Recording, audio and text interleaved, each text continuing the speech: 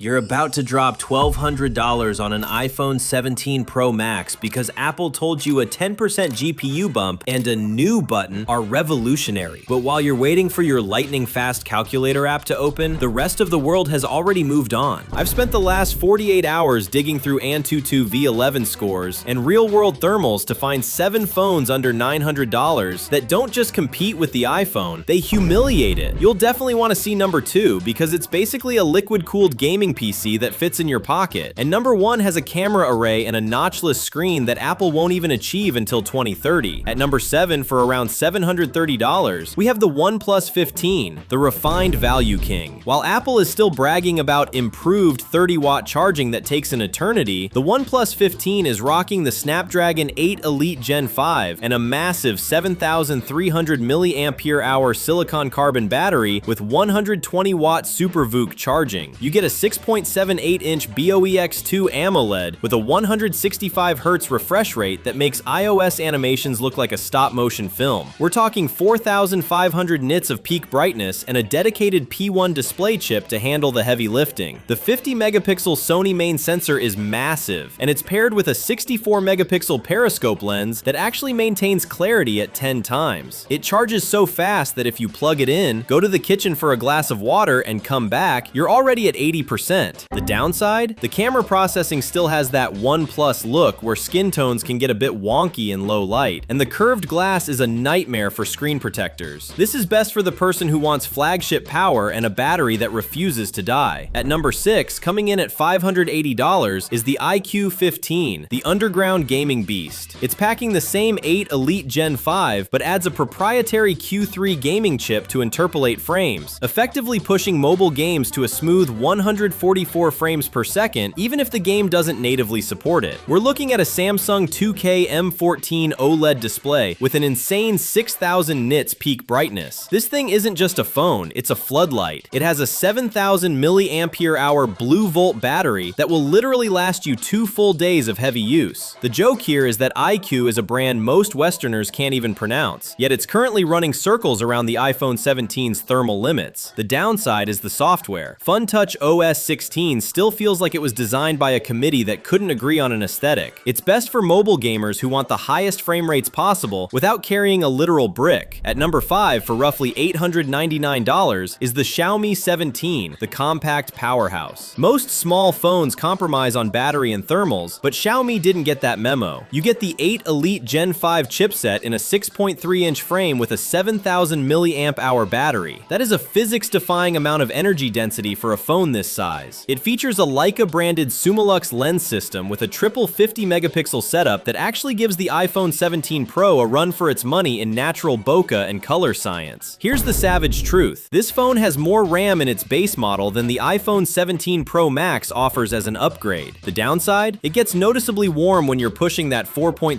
GHz clock speed during long video renders. Also, HyperOS has a bit of a learning curve if you're coming from a clean iOS background. This is best for anyone who misses the days when phones actually fit in one hand, but still wants to crush every benchmark. At number 4, for $729, we have the Realme GT8 Pro, the spec sheet anomaly. It recently posted an AnTuTu score of nearly 4 million, which effectively deletes the iPhone 17 from the performance conversation. You're looking at a 6.79-inch 2K display with a record-breaking 7,000 nits peak brightness. You could literally use this thing to signal a rescue plane. It's got 24 gigabytes of RAM, which is more memory than most people have in their MacBook Pro. One jab. Realme is the only company that would put a miracle cooling system in a phone and then name it something that sounds like a laundry detergent.